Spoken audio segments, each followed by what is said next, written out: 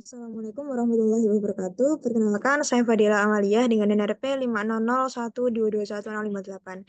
Di sini saya izin untuk menjelaskan terkait tugas ETS saya dengan kelas seismologi. Untuk itu saya izin untuk share screen sebelumnya. Baik, di sini merupakan laporan hasil dari evaluasi tengah semester yang telah saya lakukan, yaitu analisis penentuan epicenter menggunakan metode triangulasi. Dengan saya sendiri, Fadila Amalia, dan juga Bapak Saifuddin sebagai dosen pengampu saya. Kemudian, untuk yang selanjutnya, di sini terdapat abstrak yang dijelaskan bahwa analisis dengan judul penentuan epicenter menggunakan metode triangulasi ini merupakan analisis yang memiliki tujuan untuk memahami konsep menentukan epicenter gempa bumi dalam suatu wilayah dengan menggunakan stasiun gempa bumi. Kemudian, di sini juga dijelaskan bahwa prinsip kerja yang digunakan pada analisis ini adalah menganalisis titik tengah gempa di antara titik-titik latitud dan longitud di beberapa stasiun gempa dan melakukan analisis grafik setiap stasiun untuk menentukan nilai gelombang primer dan gelombang sekunder.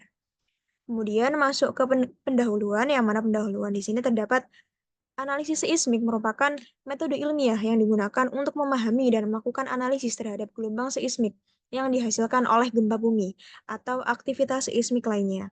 Gelombang seismik ini merupakan getaran yang merambat setelah adanya peristiwa seismik yang melewati bumi.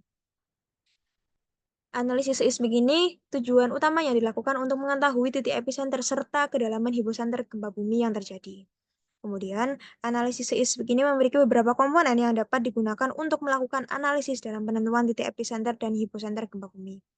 Komponen kerja analisis seismik diantaranya adalah estimasi kekuatan atau magnitudo yang digunakan alat seismograf sehingga dapat mengukur amplitudo getaran tanah.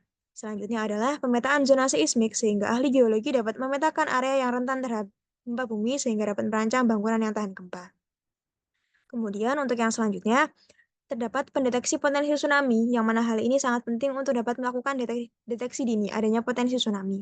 Komponen kerja yang dilakukan analisis seismik sangat penting digunakan dalam mendeteksinya peringatan dini adanya gempa dan fenomena setelah gempa seperti tsunami yang dapat digunakan untuk mitigasi resiko bencana. Kemudian untuk komponen kerja analisis seismik juga terdapat pemahaman struktur bawah tanah dengan menggunakan gelombang seismik yang direfleksikan atau dibiaskan oleh lapisan-lapisan di bawah permukaan tanah, termasuk patahan lapisan bebatuan yang biasanya digunakan untuk mendeteksi keberadaan sumber daya alam, seperti minyak dan gas bumi.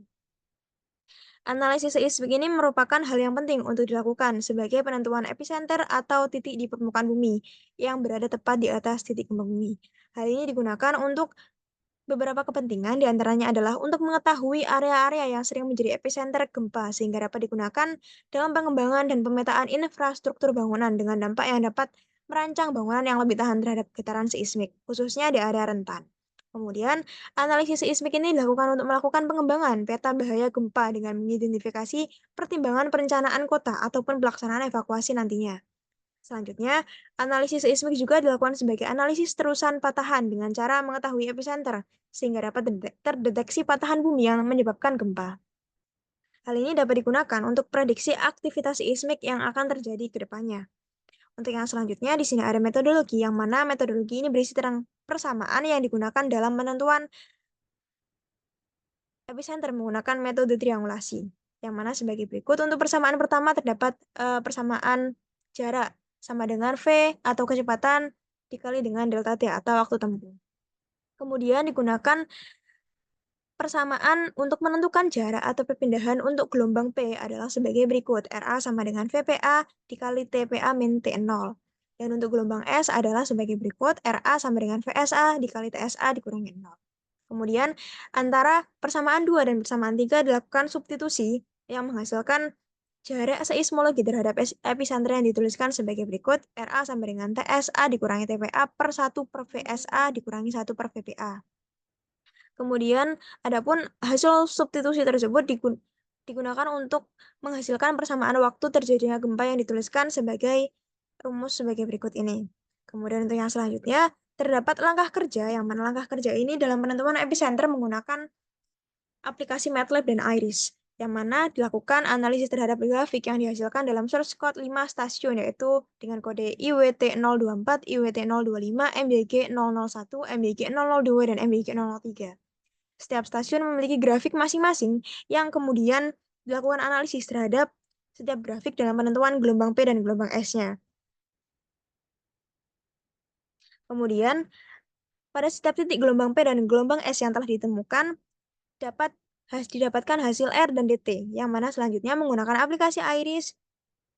Setiap stasiun akan dimasukkan data latitude dan longitude yang telah tersedia. Kemudian dimasukkan pula data R yang dihasilkan berdasarkan dari perhitungan MATLAB yang telah dilakukan. Kemudian setiap stasiun akan dihubungkan dengan menghubungkan satu titik lokasi yang sama. Selanjutnya dihasilkan titik tengah antara 5 stasiun yang merupakan epicenter dari terjadinya gempa tersebut.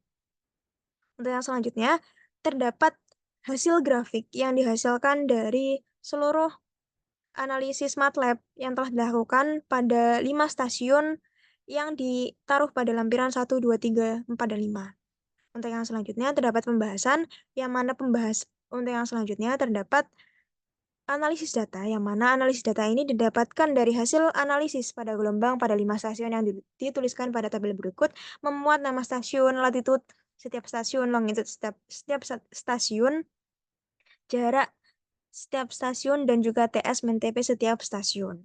Untuk yang selanjutnya, terdapat pembahasan yang mana analisis ini berjudul penentuan epicenter menggunakan metode triangulasi, yang merupakan analisis untuk memahami konsep menentukan epicenter gempa bumi dalam suatu wilayah dengan menggunakan stasiun gempa bumi.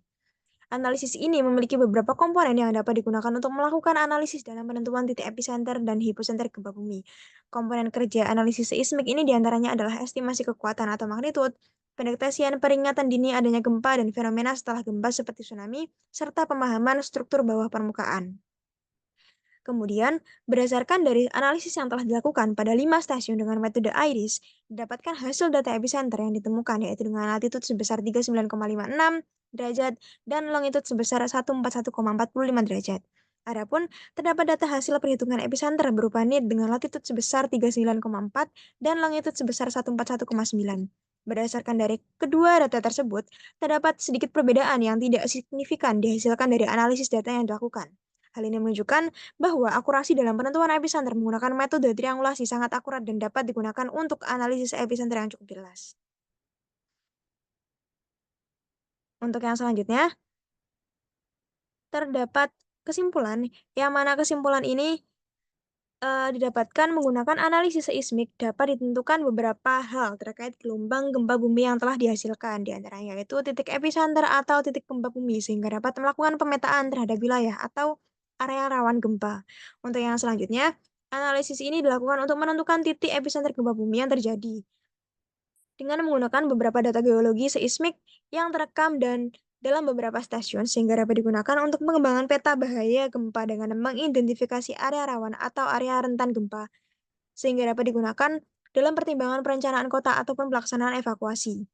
Untuk yang selanjutnya, analisis seismik juga digunakan sebagai analisis terusan patahan dengan cara mengetahui epicenter sehingga dapat terdeteksi patahan bumi yang menyebabkan gempa.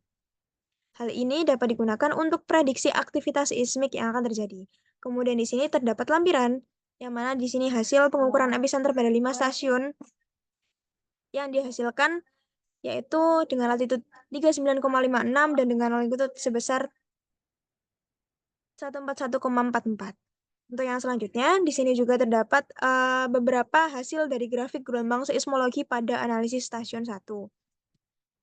Untuk selanjutnya juga terdapat grafik gelombang seismologi pada analisis stasiun 2. Kemudian di sini juga terdapat grafik gelombang seismologi pada analisis stasiun 3. Kemudian di sini juga terdapat grafik gelombang seismologi pada analisis stasiun 4. Dan juga terdapat grafik gelombang seismologi pada pada analisis stasiun ke-5. Setiap analisis-analisis tersebut digunakan untuk menentukan R dan juga menentukan DT, yang mana R nantinya akan diplotting ke dalam IRIS ataupun ke dalam aplikasi ini dengan latitude dan longitude yang sudah disediakan sebelumnya. Sehingga nantinya setelah terdapat 5 stasiun yang ditentukan, kemudian 5 stasiun itu ditarik garis untuk menentukan titik potong tengah antara kelima stasiun tersebut, untuk nantinya titik tengah tersebut digunakan sebagai titik dari hasil epicenter gempa bumi yang terjadi. Mungkin cukup sekian pembahasan dari saya.